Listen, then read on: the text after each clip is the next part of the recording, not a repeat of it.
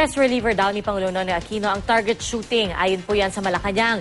At katunayan, nanalo pa nga ang Pangulo sa isang shooting competition sa Camp Crame kamakailan. Pero kahit pa gun enthusiast, pinag-aaralan na ng Pangulo ang iba't ibang mungkahi kaugnay sa gun control. Balitang hatid ni Teresa Andrada.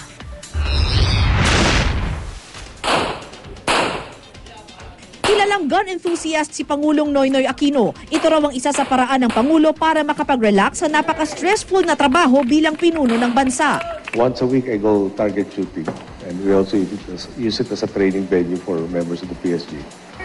Ayon sa ulat, nanalo raw ang Pangulong Aquino sa isang shooting competition na Games of the Generals 2013 sa Camp Crame. Dinulahan daw ito ng mga general at mga retiradong opisyal ng Armed Forces of the Philippines at Philippine National Police.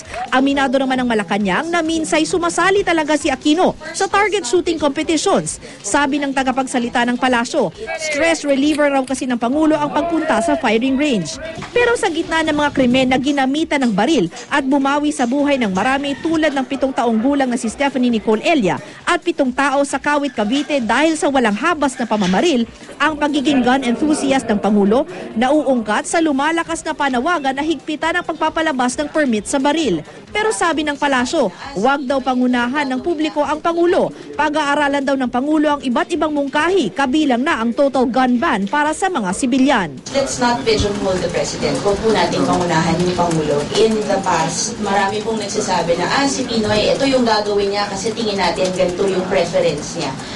But it is, allow me to say that the President has defied perception so many times in the past.